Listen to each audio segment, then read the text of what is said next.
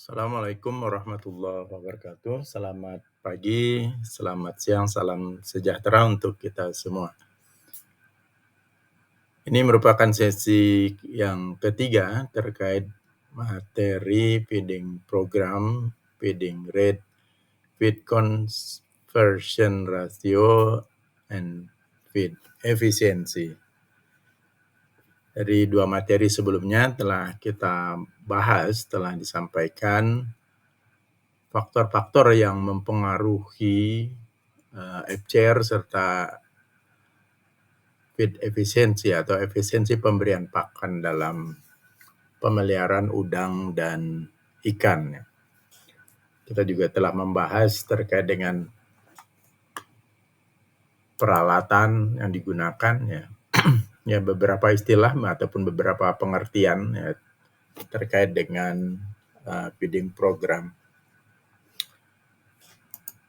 Di pertemuan pada kesempatan ini, kita melanjutkan terkait dengan feeding program. Nah, beberapa istilah yang telah disampaikan pada pertemuan sebelumnya, seperti blend feeding, kemudian demand feeding, feeding rate, ABW atau average body weight.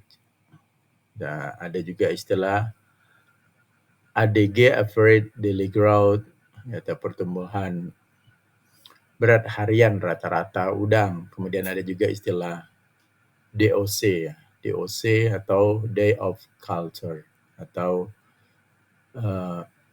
hari pemeliharaan atau umur udang selama di dalam tambak setelah penebaran. Nah, ada hal penting yang harus diperhatikan dalam feeding program atau manajemen pemberian pakan. Dalam hal ini adalah masalah sampling.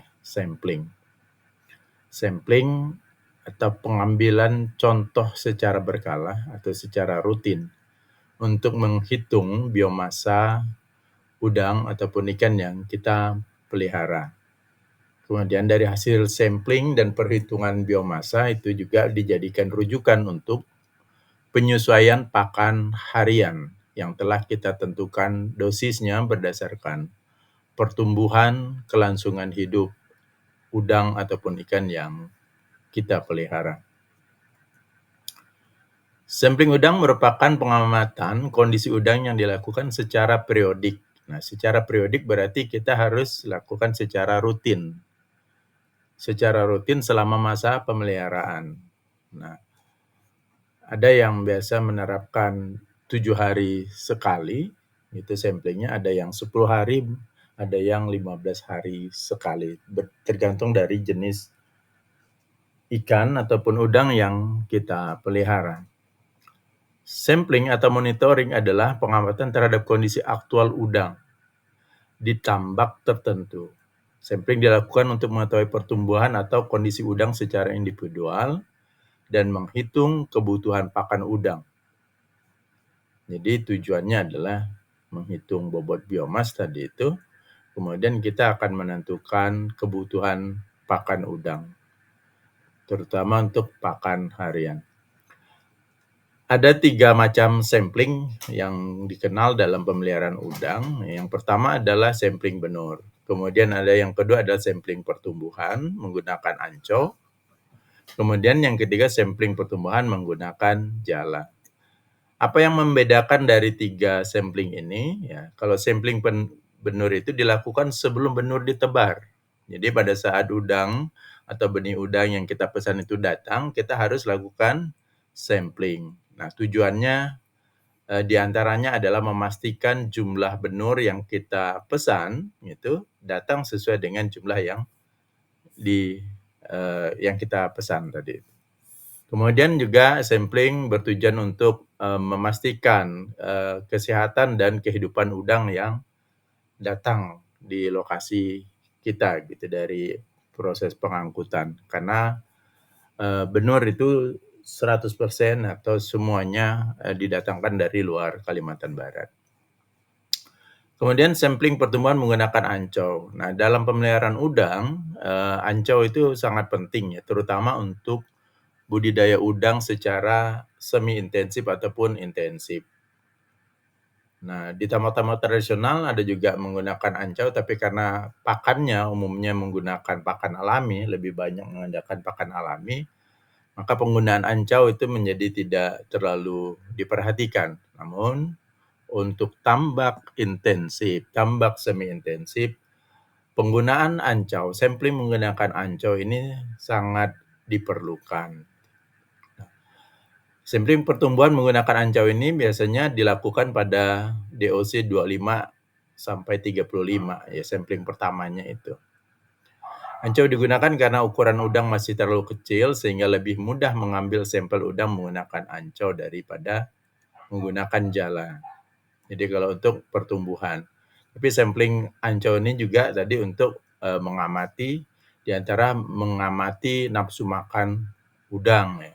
Penentuan jumlah pemberian pakan pada umur udang lebih dari umur 30 hari. Dan yang ketiga adalah sampling pertumbuhan menggunakan jala. Nah, biasanya jala ini penjalaan atau sampling menggunakan jala itu dilakukan setiap 7 hari sekali.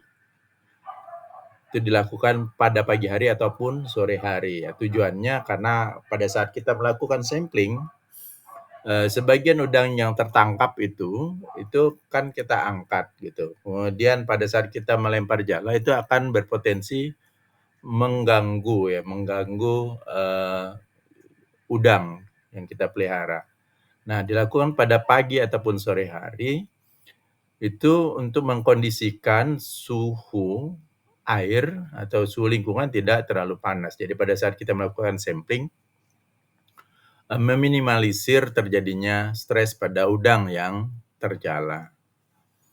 Tujuan dilakukan sampling pada menggunakan jala ini adalah untuk mengetahui pertumbuhan udang dan menghitung kebutuhan pakan udang. Sampling jala juga dilakukan ketika akan panen, ya, terutama panen parsial dan panen total. Yang tujuannya adalah agar petambak bisa memutuskan harga berdasarkan size atau ukuran udang. Karena size ini sangat berpengaruh terhadap perbedaan harga ya. Jadi makin besar size-nya, ukurannya per kilogram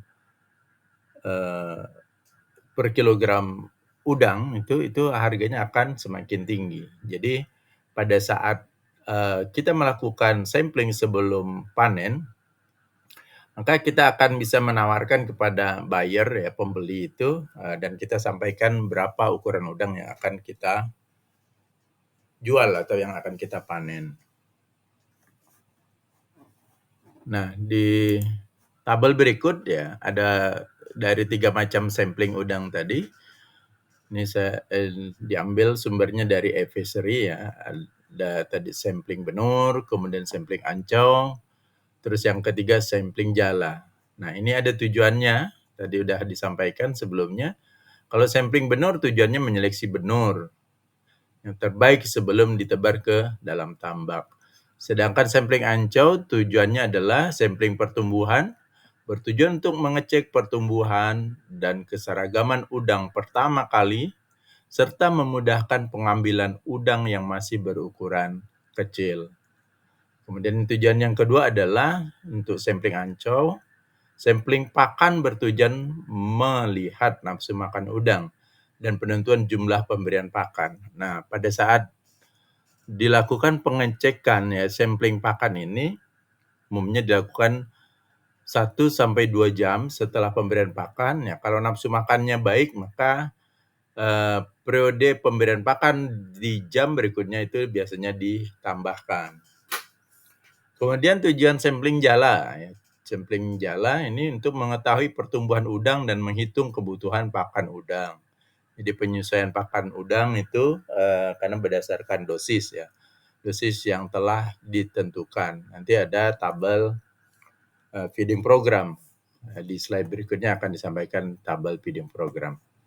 Kemudian waktu sampling untuk sampling benur yaitu hanya dilakukan hanya pada awal proses budidaya, ya terutama pada saat udang atau benur datang di lokasi tambak.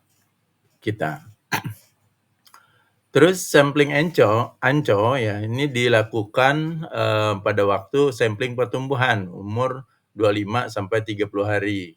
Nah ini sampling pertama.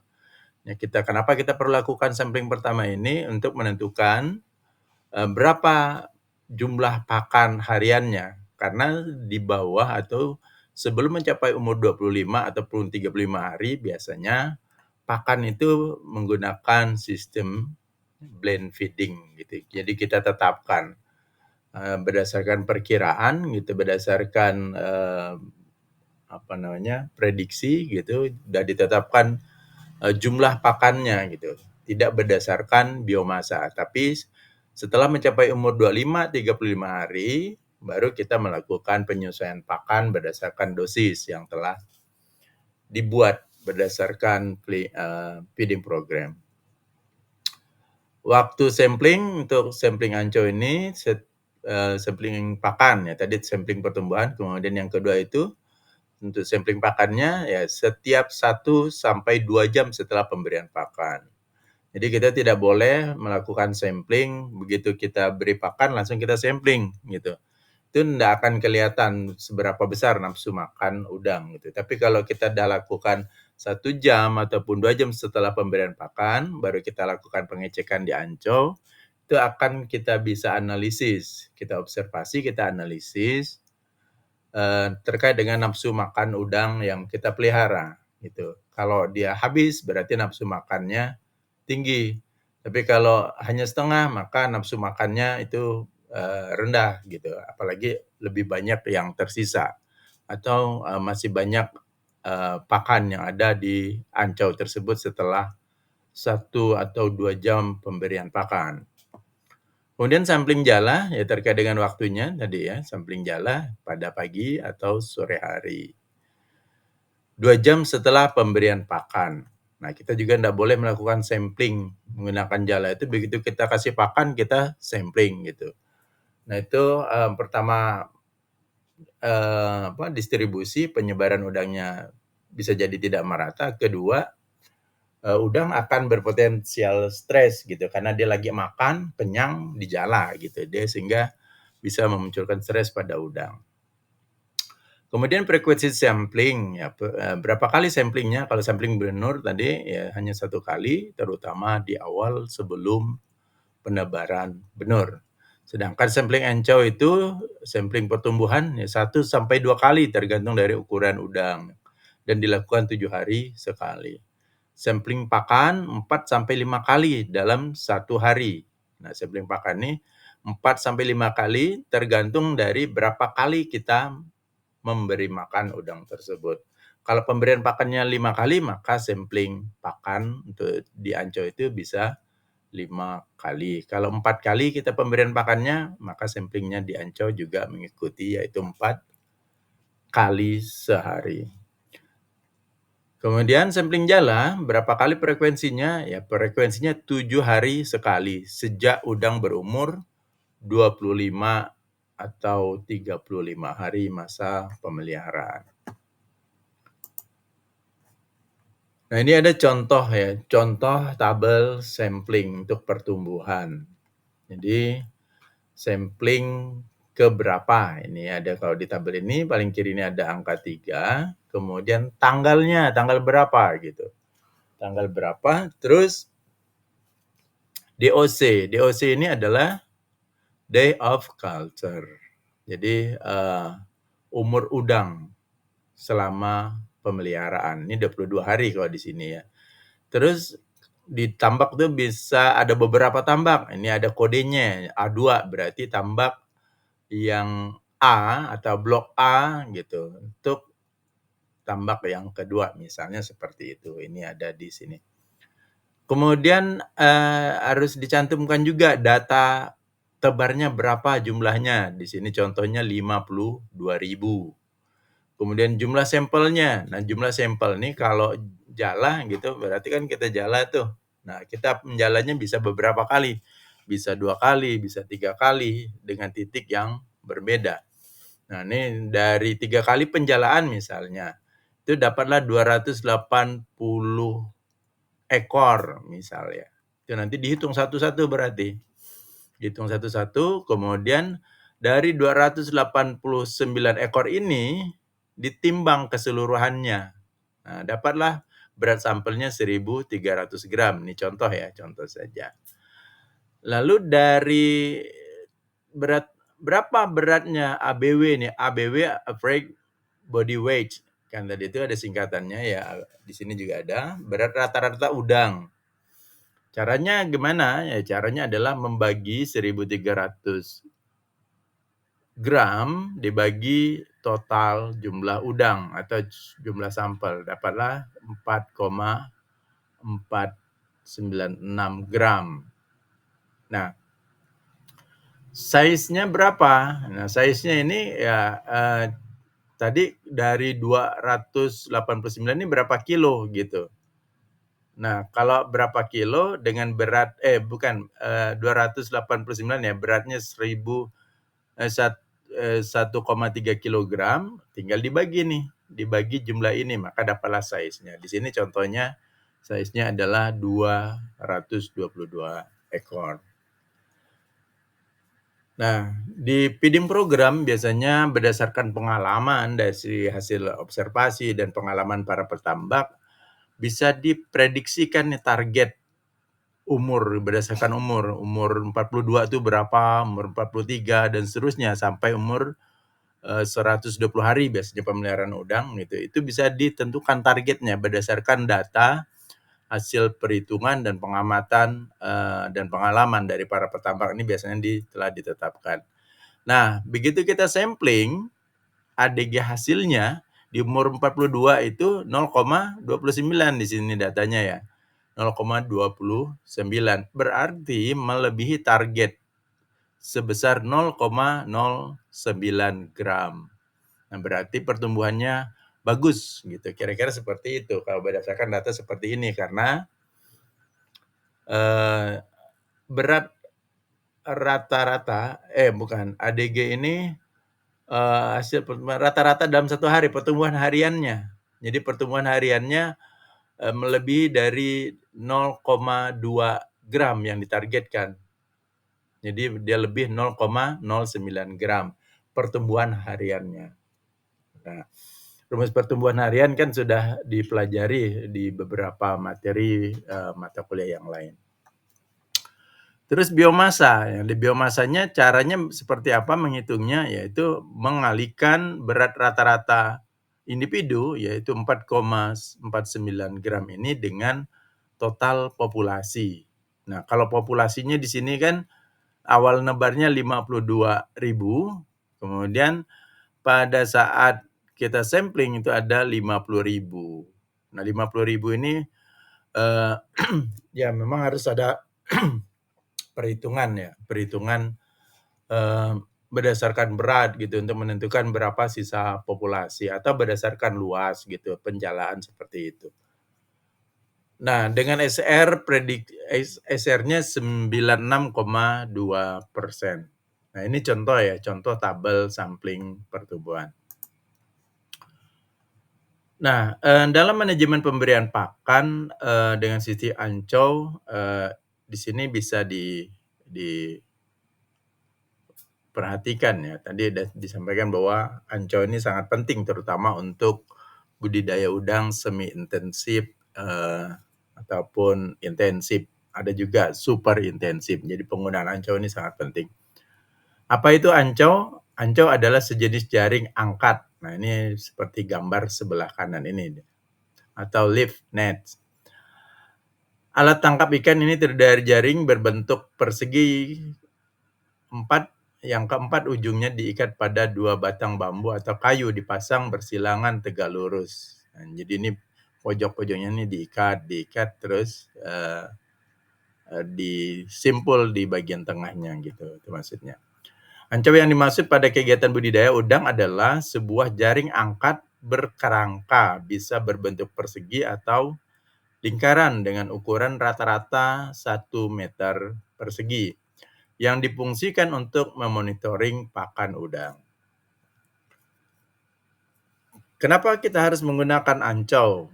Ya, tadi udah disampaikan untuk memonitoring pakan ya. Kenapa kita perlu ancau? Yang pertama adalah untuk mengetahui fluktuasi nafsu makan udang. Jadi nafsu makan udang itu sangat dipengaruhi oleh kondisi cuaca ya, kondisi parameter kualitas air. Pada saat ada perubahan parameter kualitas air, terutama suhu, salinitas, pH, oksigen, itu akan mempengaruhi nafsu makan udang. Nah, pada saat nafsu makan udang menurun, nah kita bisa melakukan penyesuaian jumlah pakan yang diberikan pada udang. Kemudian dengan monitoring rutin, maka data yang didapat akan lebih akurat. Jadi kita datanya itu bisa 4 kali gitu, 4 kali dalam satu hari kita bisa memperoleh data nafsu makan ikan dan berapa jumlah penyusuan pakan pada hari tersebut dari jam per jam gitu pemberian pakan.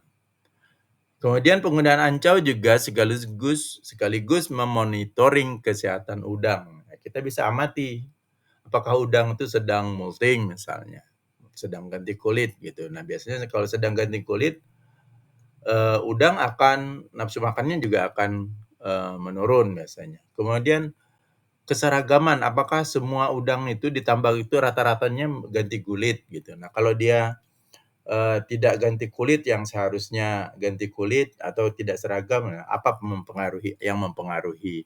Biasanya perlu tidaknya kita mengaplikasikan atau menambah kapur ya untuk menstabilkan pH dan mempercepat pembentukan atau mengerasnya cangkang udang yang baru melaksanakan atau baru mengalami pergantian kulit atau molting.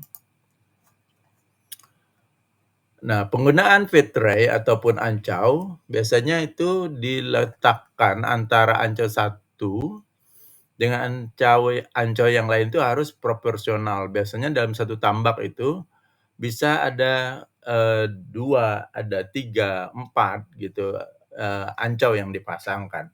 Itu sangat bergantung dari luas dari tambak yang kita gunakan untuk pelihara udang. Jadi jaraknya harus proporsional gitu.